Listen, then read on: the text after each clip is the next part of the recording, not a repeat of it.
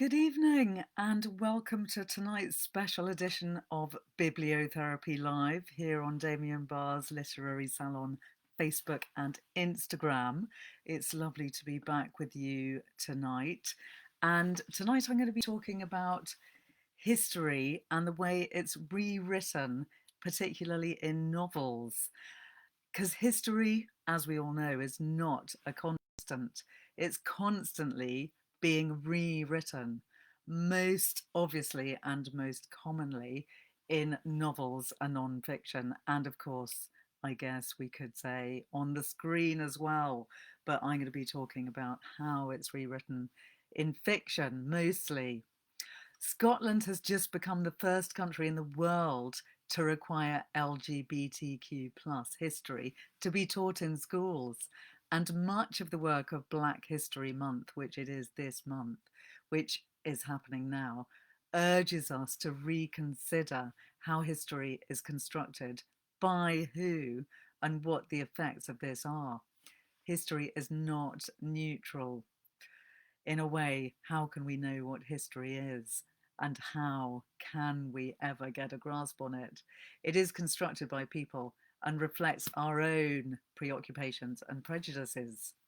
So, this month, I'm going to be taking a deep look at books which urge us to think differently about history, books which understand that history is not just one story, but many stories, all of which deserve to be heard. I'm going to be looking at stories which prompt us to think critically about history as stories told to reinforce, challenge the existing power structures. So I've got a great selection of books that I'm going to be talking about tonight. And I would love to know your comments as we go along. If you have stories that you would like to mention, which might have awakened you to aspects of history of which you were previously unaware, because there's definitely quite a few of these novels which have given me a new insight, and in fact, in some cases, my first ever insight into some of the historical moments that they describe.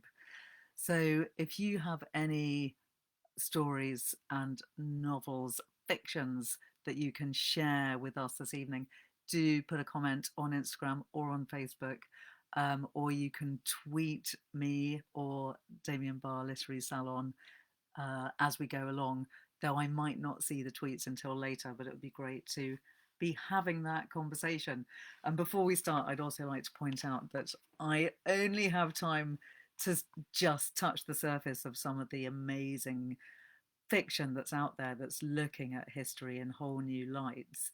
And I therefore can't represent all the amazing books that are being written, but I'd love to know if you have thoughts about books that I might be not getting around to mentioning this evening. So I'd just like to start by saying that people have been rewriting history ever since the time that the first books were written. Chaucer rewrote his own versions of history based on Boccaccio's Decameron, who was also writing his own versions of history. And definitely they were using propaganda and thinking about the ways that they wanted to represent things. Shakespeare is notorious for rewriting history to fit his dramatic needs, combining characters, omitting important events, making up iconic scenes in the hopes of boosting the drama of his stories. For instance, in Henry VI, there's one of literature's most exciting scenes when there's the plucking of the red and white roses, which initiates the start of the infamous War of the Roses, which is a tense, striking scene that sparks the brutal wars of the next few plays. And it's because of that scene, apparently, that we have the conflict, the War of the Roses. But apparently, it probably never actually happened in reality, and it was really Shakespeare's invention. So that's just one example of the way that history was rewritten, even in Shakespeare's time. And he's probably responsible for quite a few misunderstandings that we might have about history itself. And it's interesting to note also that Shakespeare was first and foremost an entertainer, and secondly, a propagandist for the English state. So in his day, a powerful visual scene was much more exciting than watching actors just walk around talking about political meanings. So all novelists are have their own agenda, and people who wrote novels 100 years ago would have represented history in different ways to the ways that we do now. Another really interesting novelist who was an absolutely shameless rewriter of history is Daniel Defoe, who wrote his many fantastic novels, including Robinson Crusoe, which many say was the first ever novel, which was itself fiction. So we won't talk about that, even though he pretended that it was a true history. Then he wrote Moll Flanders, which was first published in 1722, which purported to be the true account of the life of the eponymous Moll, detailing her exploits from birth to old age. And she was a notorious prostitute who had a very rich and exciting life. I'll just read you a little bit about what it says about her, because I love the description of her. The fortunes and misfortunes of the famous Moll Flanders, who was born in Newgate, and during a life of continued variety for 60 years, besides her childhood, was 12-year a whore, 5 times a wife, whereof once to her own brother, 12-year a thief, 8-year a transported felon in Virginia, at last grew rich, lived honest, and died a penitent, written from her own memorandums. So there is Defoe claiming that Moll Flanders was completely non-fiction.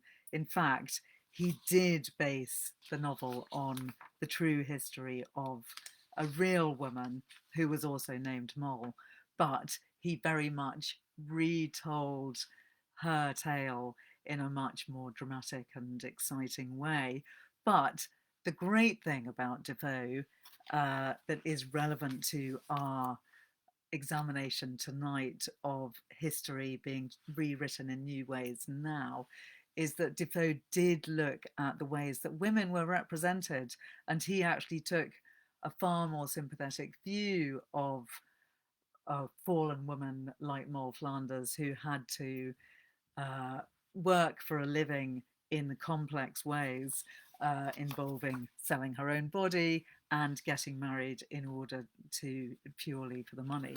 And so Defoe, one could argue, was one of the first people to rewrite history, championing the rights of women, who are some of the voices who are not represented often enough in history as we know it.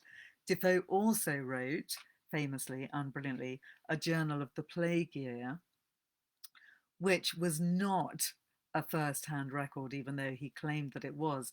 Published in 1722, it was more than 50 years after the events that it described. So when the plague was actually ravaging London, Defoe was about 5 years old, and he claimed that the book was a genuine contemporary account.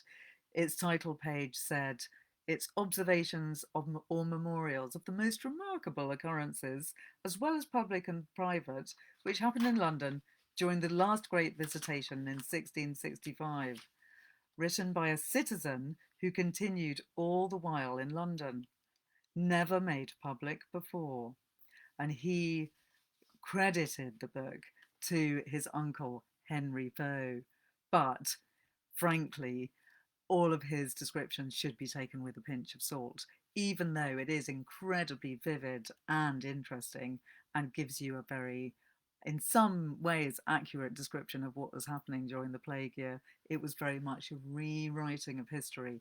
But as I said earlier, Daniel Defoe was a great one for getting into the hearts of the people and the women, and he did represent women a lot more than many writers of his age or even after him did. So after that brief introduction to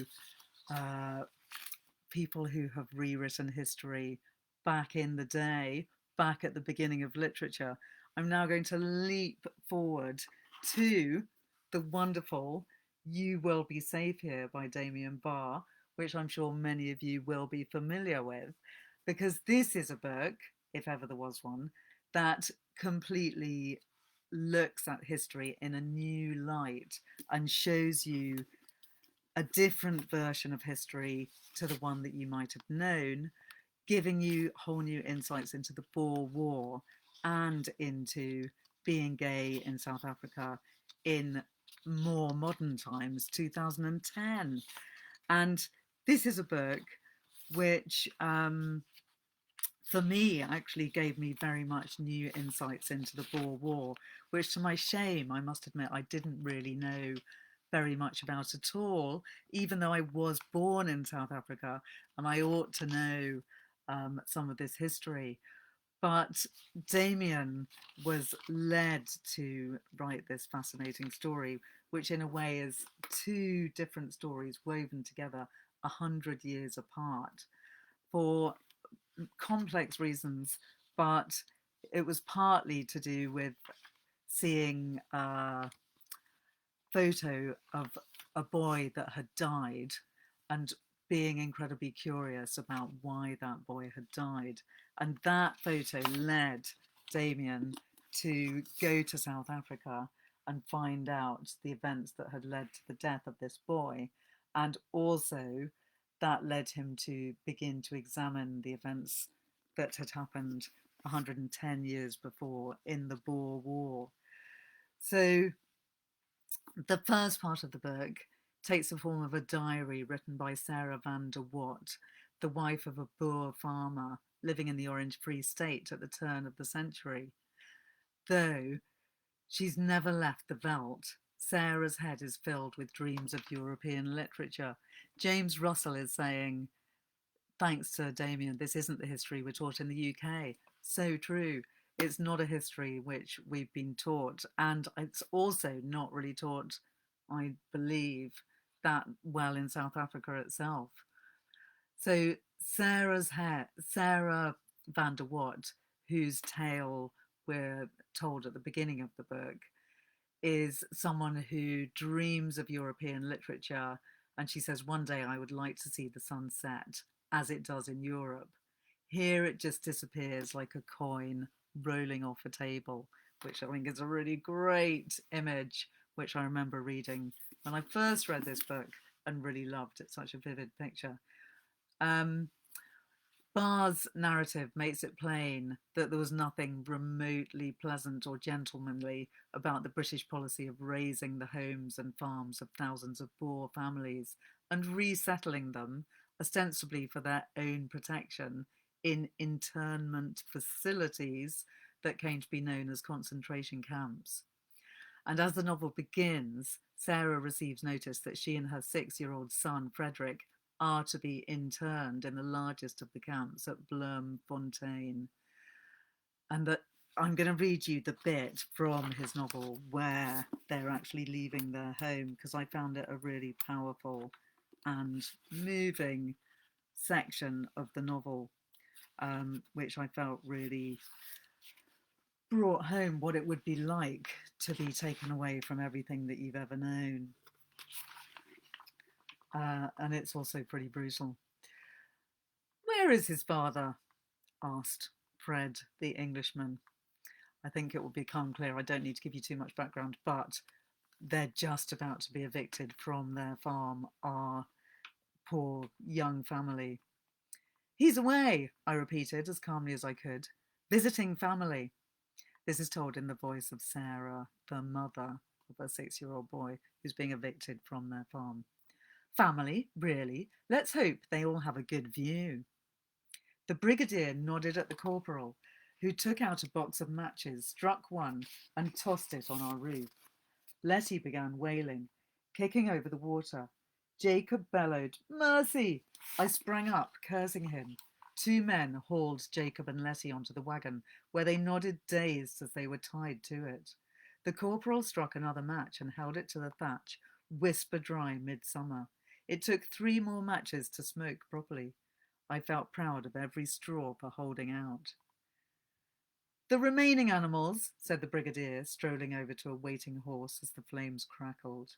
From nowhere, the corporal produced the blade Letty uses for the chickens and handed it to a man with arms like thighs who lumbered towards the sties.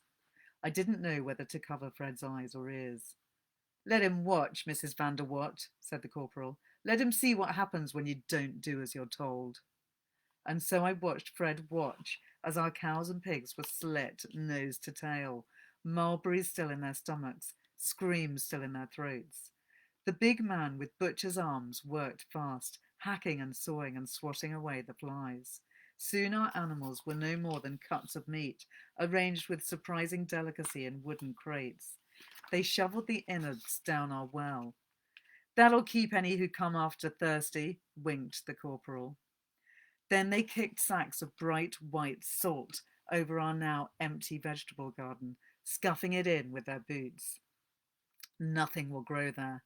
The skin on my face drew tight as the flames danced across our roof. The brigadier pulled Fred from me, kicking and screaming, and shoved him next to the bloody meat on the back of the wagon as it began rolling away. Fred reached for me as I ran to him, pulling myself up. As we looked back, the roof sighed, and after just a few more yards, it fell in, blowing the door and windows open. For a moment, the gingham curtains I made billowed as if to wave us off. Our books flew up into the air, stories taking wing. Despite all this and the smoke in my eyes, I didn't cry. Really, not one tear. I wasn't sad. I was terrified and furious, angrier than I thought possible. They rode in columns alongside. 100 yards away, our wagon left the track, joining us distantly to the creels and turned east, the love grass rising high around the wheels and the horses' haunches. Dozens more wagons were heading the same way. Then we were called to a halt. The men put their hands over their ears, and some looked back at the farm.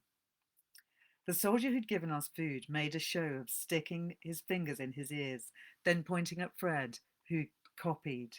I followed his gaze and saw a thin black cable snaking from the first wagon all the way back to our house. I noticed proudly that the chimney you built was still standing. No sooner had I followed the cable than I understood. "Remember, remember," chanted the corporal, bringing together 2 silver wires.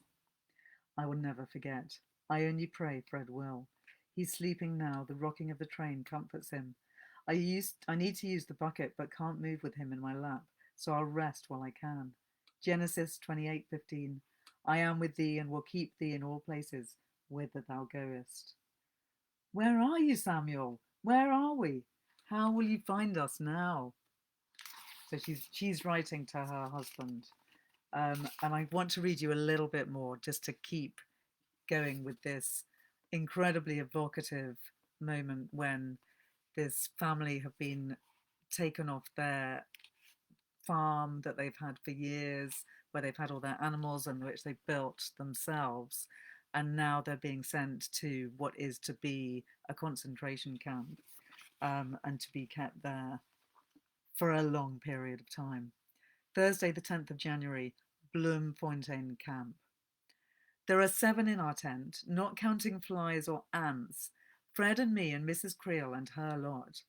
Her little Kaffir girl sleeps right outside.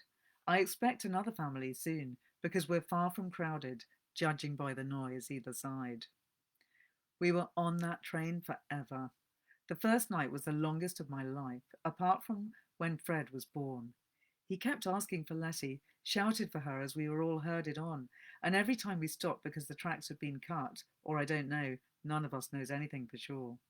Rumours buzz like the flies that cover everything here. Somebody said they've been tying our women and children to the trains to stop the shelling. I don't believe it.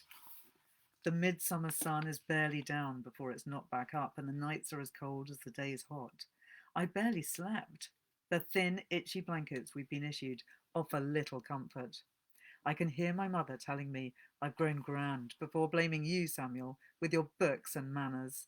In the night, our breath condenses on the insides of the tent, making a kind of dew which covers everything, bejeweling Fred's eyelashes as he sleeps.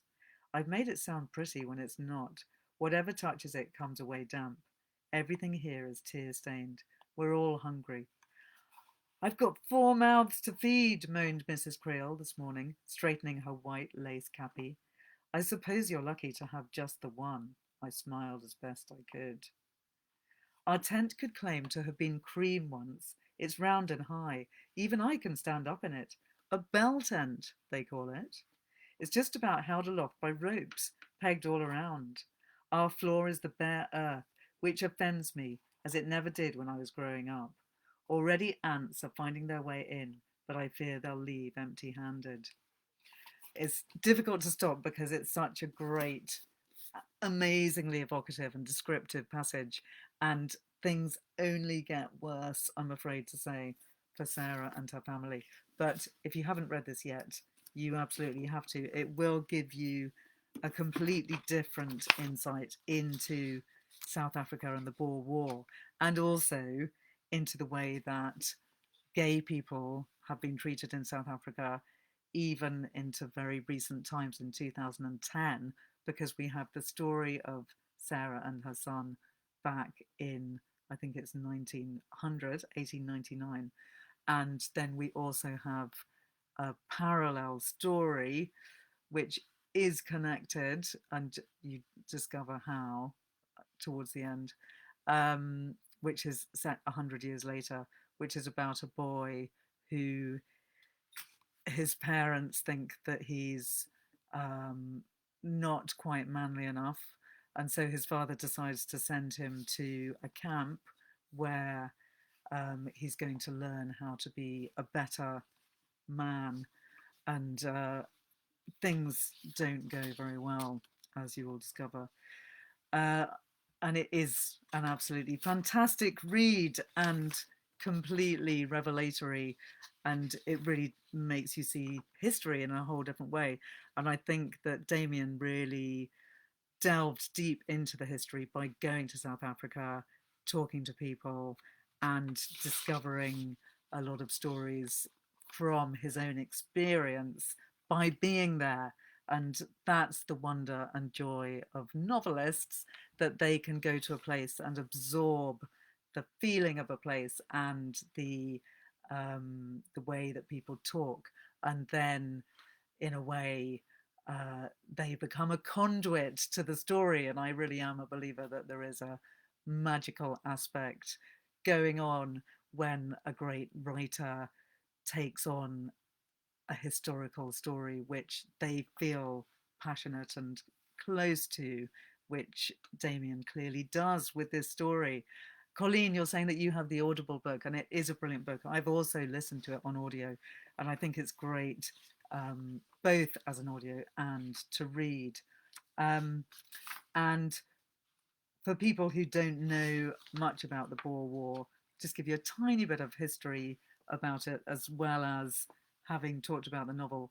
It started in 1899, following a Boer ultimatum that the British should cease building up their forces in the region. The Boers had refused to grant political rights to non-Boer settlers, known as Uitlanders, which I guess is like Outlanders, most of whom were British, or to grant civil rights to Africans. Um, but some say that more important was the control over the gold mines of the Transvaal at a time when the international financial system and the stability of the British pound was based on the gold standard. And it was also about Britain's control of South Africa and its power status. James Russell is saying, my memory of this novel is the cruelty of the camps. A century apart, they're equally violent.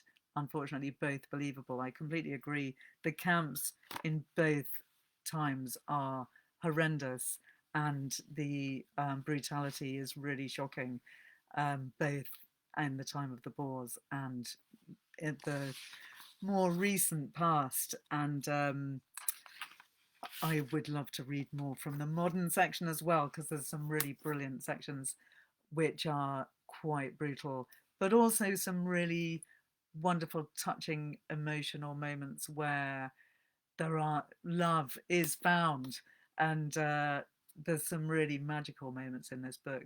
So I may have painted a bit of a grim picture of it, but it's actually a book that is very uplifting, as well as showing you some of the great tragedies that occurred at the time of the Boer War and in more recent history where homosexuals were horribly attacked in the camps and treated as a lesser version of humanity. So do read it. It's a really great read. There's quite a lot of African books that I want to talk about this evening. And moving on from Damien's excellent South African exploration, I'm going to talk about The Fisherman by Chigozie Obioma. Sadly, I can't show you the cover, but because it is a really nice cover, but it's one that I've got on Audible, not the tangible book. And this was written, I think, in 2016. So it's another very recent novel. And it's the story of four brothers whose lives are destroyed by an encounter with Abulu, a madman, whose terrible prophecies of people in Akure, a city in southwestern Nigeria where they live, have come to be held as true.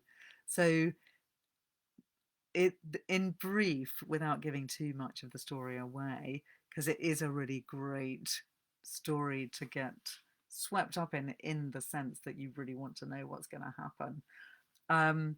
These four brothers, who are kind of aged about 9 to 15 at the start of the book, their father has gone away to work, leaving them slightly to run riot and left to their own devices. And they decide to start skipping school and become fishermen. And it's all perfectly innocent and great until they meet this madman, Abulu, who is known to be a prophet. And he prophesies that Ikenna, one of the brothers, will be killed by a fisherman, supposedly one of his brothers. And they then have this intangible but devastating influence from this madman and his prophecies, which has a kind of Greek tragedy effect and makes them feel completely differently about their whole life, their future, their past, their Nigerian past. And the novel refers directly to Chinua Achebe's classic Things Fall Apart, which is another fantastic novel, which retells the history of colonial times in a very brilliant and equally devastating way, and is also a complete must read. And this book by Obioma is deliberately making major nods to Chinua Achebe because he wants to take on that colonial history and again show it in a new light with a 21st century understanding, which questions the potential of Nigeria and the way that things might have actually gone wrong because of the Nigerian government. So the madman in this book, whose name is Abulu, could be compared to the white man in Things Fall Apart, who the hero Okonkwo in Things Fall Apart has to fight against. And there are many interesting parallels going on between the two books, but also there's a wider metaphor, in which Obioma is commenting about the history of Nigeria and the way that colonialism has been portrayed up to now, and also the way that the people of Nigeria have understood themselves. So The Fisherman by Chigozie Obioma is a really fascinating novel which takes an element of myth and an element of inevitable tragedy caused by the prophet who has made this terrible prophecy, and shows you a different way of looking at the history of Nigeria.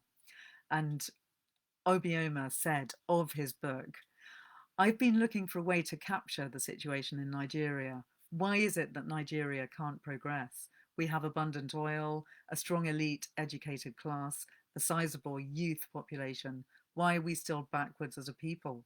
The issue, I think, lies in the foundation itself. The distinct tribes like Yoruba and Igbo, they are their own states. They used to have no contact and they progressed in their own way. But then a colonizing force came in and said, be a nation. It is tantamount to the prophecy of a madman. Why are we subscribing to this British idea of a nation? Why can't we decide for ourselves? So that is a really excellent novel to read to get a different view of Nigeria and a different take on the history of that country. Another brilliant recent novel, which has been much lauded and hailed as an excellent read and a really great look at slavery in America, is Colson Whitehead's Underground Railroad, which is a dynamic novel which takes the idea of the Underground Railroad, which was a loosely interlocking network of black and white activists who helped slaves escape to freedom in the decades before the Civil War, and turns it from a metaphor into an actual train that ferries fugitives northward. And that is an amazing book which takes a kind of magical realism to a real historical idea. So there was the Underground Railroad, which was a network of activists helping the slaves to escape. But Colson Whitehead actually turns it into a real Underground Railroad in his novel, where the slaves literally go underground and get onto kinds of trains and travel with the aid of activists helping them. And it's a really odd idea which strangely works. The heroine of the book is Cora, a teenage girl following in her runaway mother's footsteps. Her mother was a runaway slave. And it has a very intense and brilliant opening of the book, which is a portrait of life on the plantation before Cora's escape, in which Whitehead focuses on the relationships between the slaves, which is so often sentimentalized in shallower depictions of slavery. Because Whitehead was very keen that he didn't want to give, of course, a sentimental vision of slavery. He wanted to give a believable, psychologically credible plantation. So he actually very deeply thought about people who had been traumatized, brutalized, dehumanized in their whole lives. He said that he needed to think about how people would feel if they had been raped, if they had had their whole lives torn away from them, possibly their children taken away from them or their relatives killed in front of them. So in his view, he said that it's not going to be an Uncle Tom's Cabin where everyone's really helpful to each other. Everyone, in fact, is going to be fighting for the one extra bite of food in the morning and fighting for a tiny piece of property. So he took into account the fact that his characters had been raped and tortured and decided to think hard about how people in that situation would behave.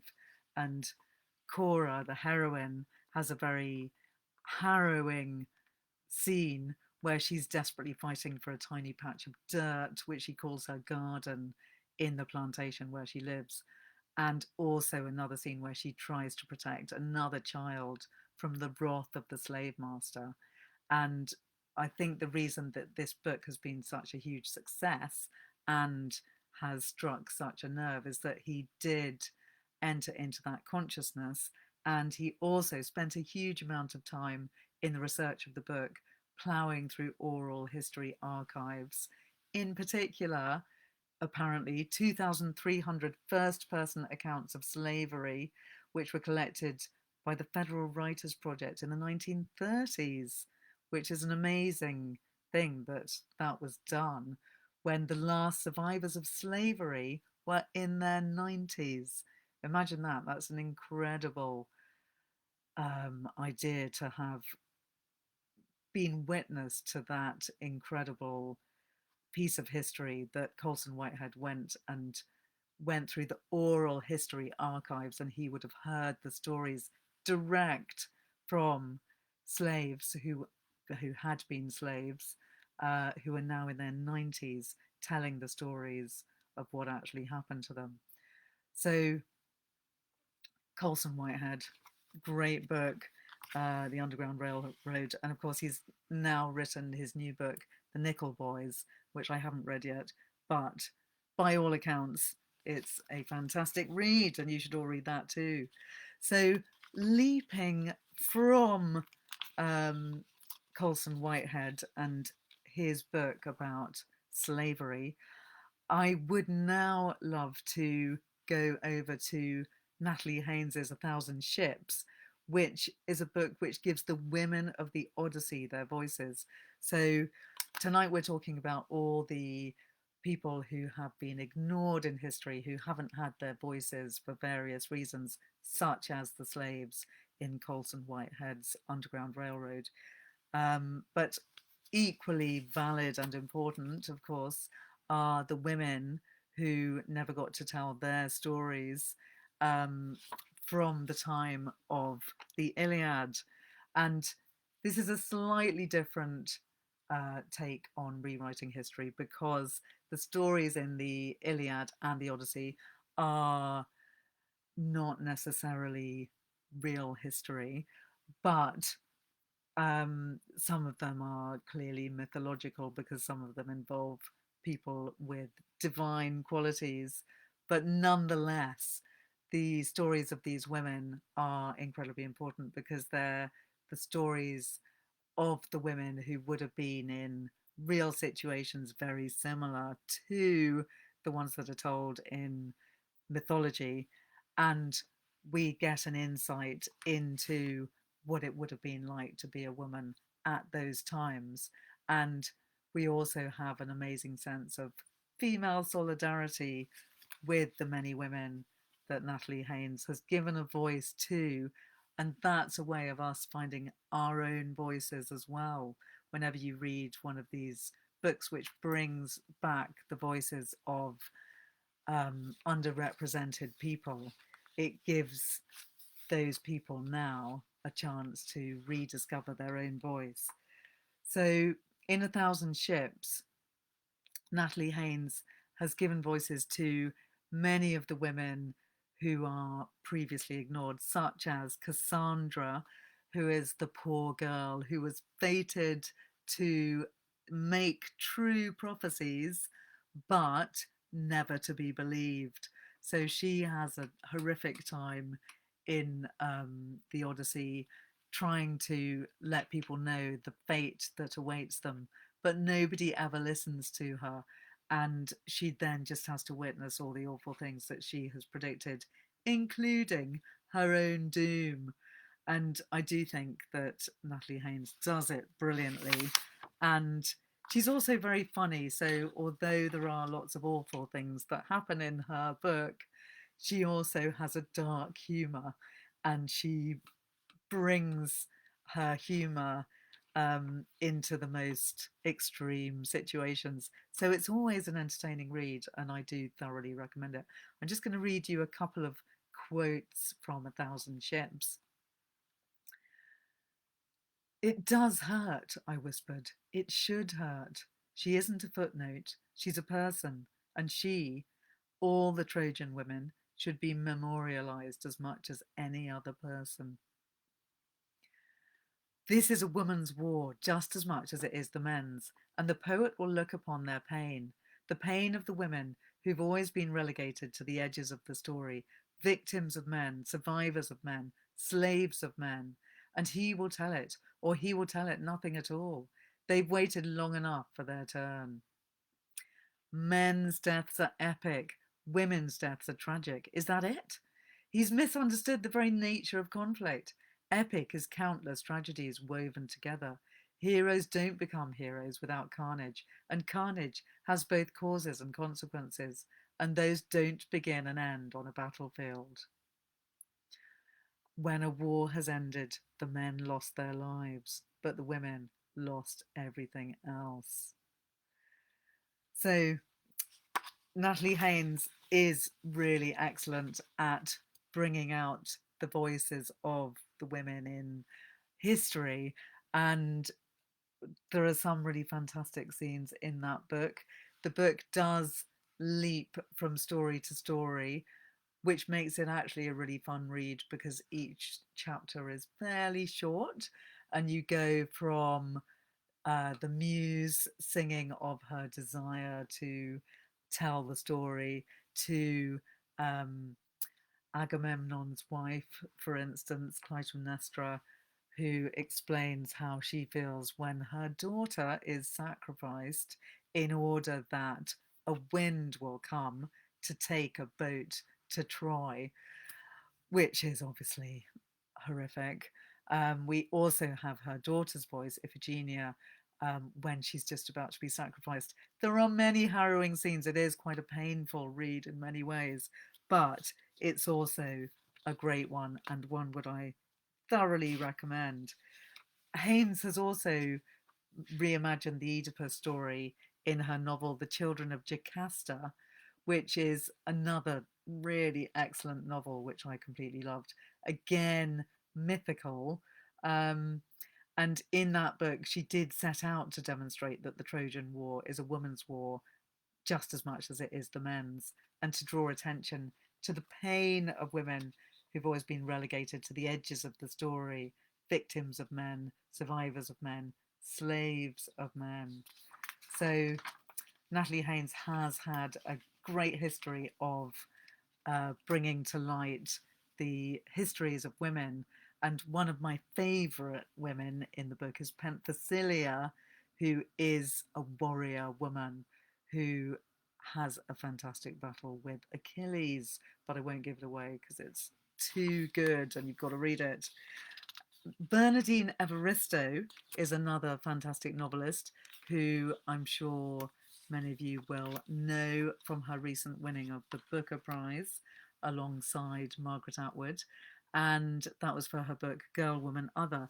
But she wrote a perhaps not so well-known book, The Emperor's Babe, which she wrote in 2001, and it's a verse novel which is a story that follows the story of a black Nubian teenage girl named Zuleika, who comes of age in the Roman period.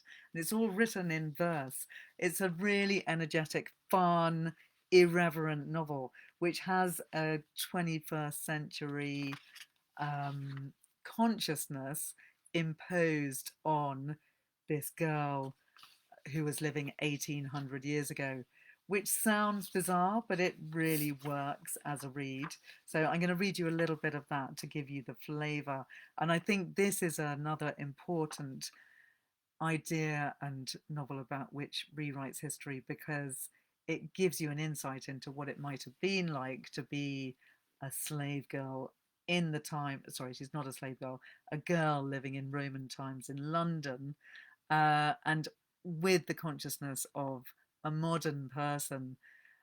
Why not? I think there's a kind of element of time travel to that idea, but I feel it does take you back there. It makes you see that period in a whole new light and actually believe in it in a way that you don't when you just read a dry old history book.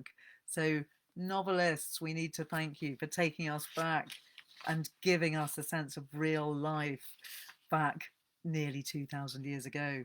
So here's a little section of Bernardine Evaristo's The Emperor's Babe. Who do you love? Who do you love when the man you married goes off for months on end, quelling rebellions at the frontiers or playing hotshot senator in Rome? His flashy villa on the Palatine Hill, home to another woman, I hear. One who's borne him offspring. My days are spent roaming this house, its vast mosaic walls full of the scenes on Olympus, for my husband loves melodrama. They say his mistress is an actress, a flaxen Fraulein type from Germania Superior. Oh, everyone envied me, Illa Bella Negrita, born in the back of a shop on Gracechurch Street, who got hitched to a Roman nobleman whose parents sailed out of Khartoum on a barge. No burnished throne, no poop of beaten gold, but packed with vomiting brats, and cows releasing warm turds onto their bare feet. Thus perfumed, they made it to Londinium on a donkey, with only a thin purse and a fat dream. So that's Bernardine Evaristo, just to show you it's kind of in blank verse, couplets, and the whole novel is in that form. It's the kind of book that's great to read aloud if any of you are keen on doing that, because that brings it to life. There's a notoriously brilliant sex scene in the novel, which comes near the end of the book, and it's kind of a joyous romp of a novel, which is a really fun read and one that kind of makes even being a gladiator fun, or at least watching them is fun if you're not being the one that's got a sword and having to kill people. So, leaping from Bernardine Evaristo to another recent prize winner, the Nobel Prize winner, indeed, Abul Razak Gurna, just won the Prize for Literature 2021. And he has written several novels which all relate to his native Tanzania, which he left. He was born there, but he left, I think, about 30 years ago. And one of his most famous novels is called Paradise, ironically titled. And the novel follows the story of Yusuf, a boy born in the fictional town of Kawa in Tanzania at the turn of the 20th century. Yusuf's father is a hotelier and is in debt to a rich and powerful Arab merchant named Aziz. Early in the story, Yusuf is pawned in exchange for his father's owed debt to Aziz, and he has to work as an unpaid servant for the merchant. Yusuf joins Aziz's caravan as they travel into parts of Central Africa and the Congo basin that have not been traded with for generations. And this caravan of traders meets hostility from local tribes, wild animals, and difficult terrain. As the caravan returns to East Africa, World War I begins, and Aziz encounters the German army as they sweep Tanzania, forcibly conscripting African men as soldiers. So this is a really interesting retelling of the beginning of the 20th century in Africa, in the Congo Basin. And some claim that Gurner is in a way writing back to Joseph Conrad and replying to his novel, his 1902 novel, The Heart of Darkness. And you could read the novel as a kind of conversation with Joseph Conrad, which in a very different way explores the dark heart of Africa. And Gurner, many would say, is challenging the dominant Western images of the Congo at the turn of the 20th century, which still pervade the popular imagination even now. Perhaps largely due to Joseph Conrad, it's true. We all have that image of the Heart of Darkness from Conrad, which is very powerful and very much to students of English literature, deep within our consciousness, and probably has a lot to answer for in terms of our perception of history and of early 20th century Africa, which is why we all need to read far more books by indigenous people wherever possible, books by African writers, books by Nigerian writers, books by writers from all around the world where possible, and to listen to the oral history of those countries as well. Abdul Razak Gurna also wrote an excellent novel called Afterlives, which can be seen, which is much more recent, can be seen as a sequel to his novel Paradise, which was Booker nominated, by the way. And in this novel, the main character is set to work off his father's debt by working for a merchant. And It has a bit of a similar theme to Paradise, in fact. A displaced boy being enthralled to his family because his father has screwed up his life, essentially. And Gerner said that he'd always wanted to write about the war, and only recently did he feel like now is the time that he could do it.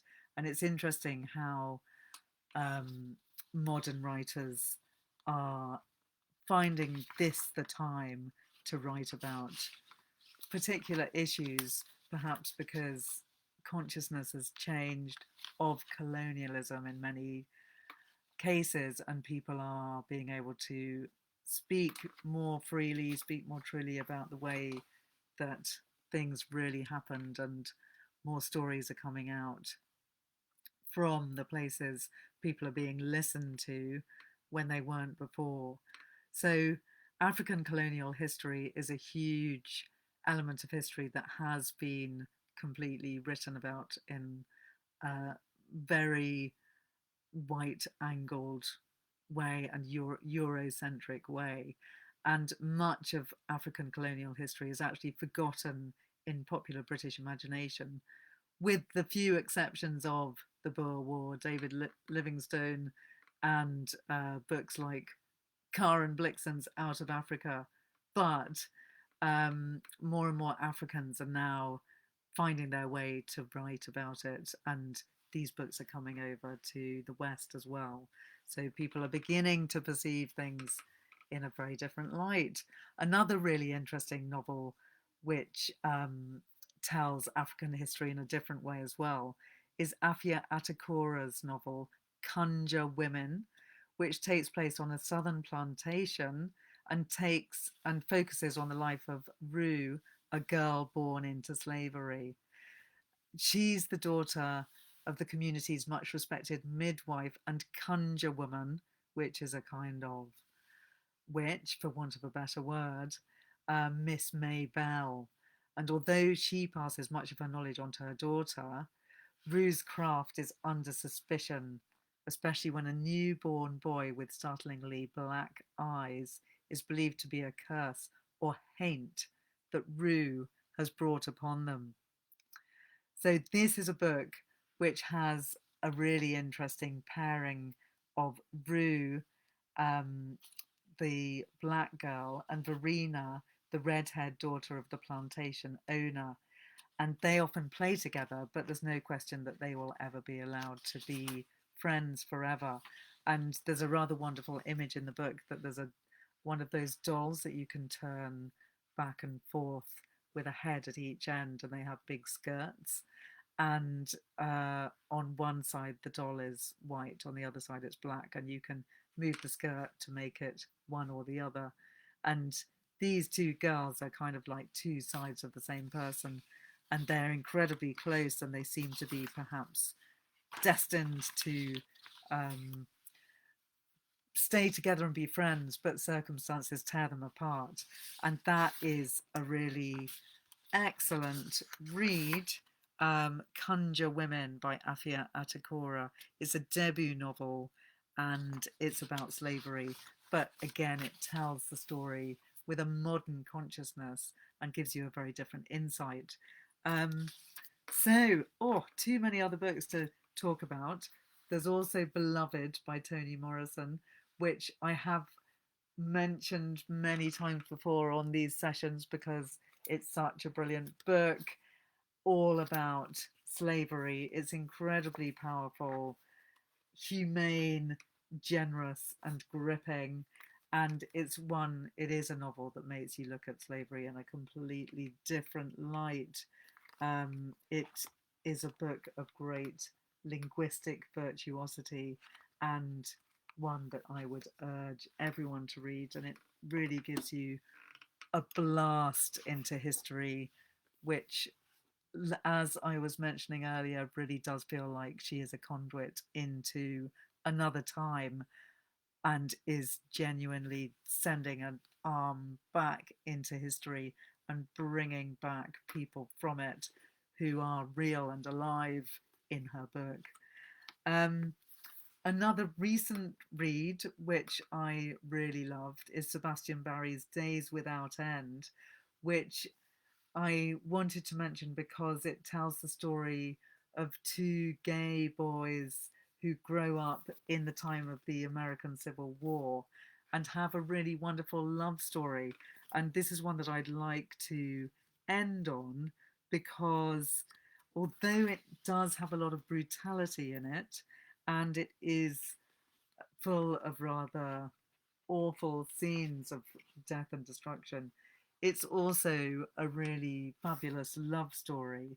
And I do think if anyone out there hasn't read it, it's a really good one to read to give you an insight into the American Civil War and to look at it in a new light, but also to give you hope and faith that a gay couple could live and survive at that time.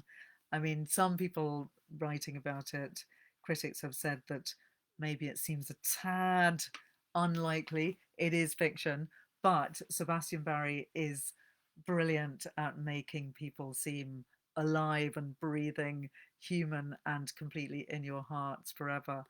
And the two characters in this novel, um, who are the heroes, are just really fantastic characters. Um, so they're John Cole and Thomas McNulty, and they are two boys who sign up to join the American Civil Army when they're only 17. They don't really have a clue what's going on in the world. They have no agenda other than that they need to make money and survive. And they actually start off the novel working as um, dressing up as girls, dancing in order to make a living. And this is something that continues through the book, that they actually sometimes survive by dressing up as women. And the way that Barry writes it, he makes it seem a completely logical choice of the time. And maybe it was, for all we know.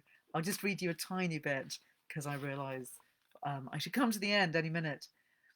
"You looking for clean boys?" says John Cole, a tincture pugilistic right enough, still prophesying menaces. "You are right welcome," the man says. "We are," said John Cole. "You are. You're just the thing, especially the smaller one there," he says. That was me he was meaning. Then, as if he feared John Cole might take offence and stamp out away, "But you'll do," he says. "I'm giving 50 cents a night, 50 cents a night each, and all you can drink if you drink easy, and you can bunk down in the stable behind us. Yes, indeed, cosy and comfortable and warm as cats. That's if you give satisfaction." "And what's the work?" said John, suspicious. "Easiest work in the world," he says. "Such as?" "Why, dancing. Dancing is all it is. Just dancing." "We ain't no dancers, as far as I know," says John, flummoxed now, violently disappointed. "You don't need to be dancers as such in the accepted dictionary definition of the word," says the man. "It's not high kicking, anyhow." "All right," says John, lost now from just a sense aspect.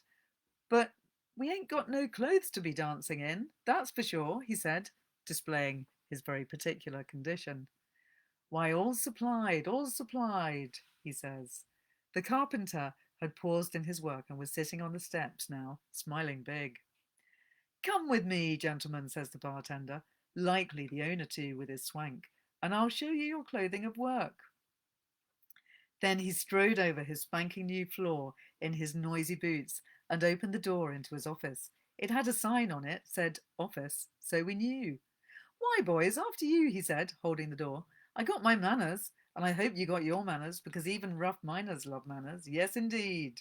So we all troop in, all eyes. There's a rack of clothes like a gaggle of hanged women, because it's women's clothes. Dresses. There was nothing else there, and we looked around thoroughly, we did. "Dancing starts 8 sharp," he says. "Pick something that fits. 50 cents each, and any tips you get is yours to keep."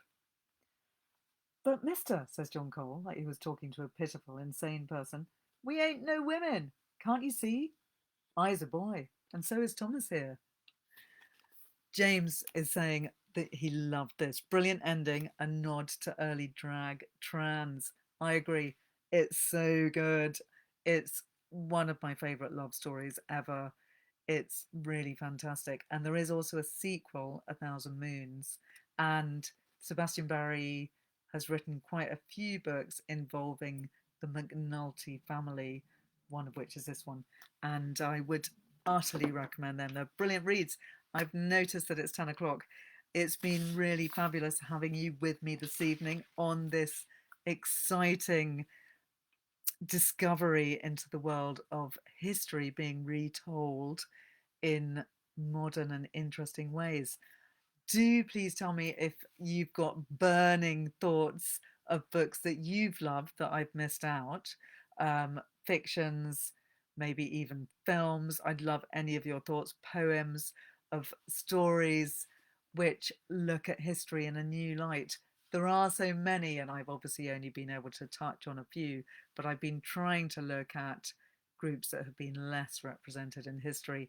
And I know there's a huge amount more to be said and to be delved into on other occasions. So thanks so much for being here this evening. I won't be doing a session next week on my Facebook page, sadly, because I will be in Milan, very excitingly, doing a bibliotherapy conference there, hoping that all goes well. One never feels that one can be utterly sure that these things are going to happen. But I will be back here on Damien Barr's Facebook and Instagram in a month's time. So I look forward to seeing you then. Look out for all notices on the Facebook page here telling you what's going on at Damien's fabulous salon. And there's also a link to a page with the Damien Barr Literary Salon bookshop, which has a list of all the books that I've talked about tonight and more, because there's quite a few that I didn't get round to mentioning, which I really wanted to talk about but ran out of time. So do go and have a look at that link, which is on the Facebook page. And you can also find it on the Literary Salon website. So good night and see you very soon. Have a lovely week. Goodbye.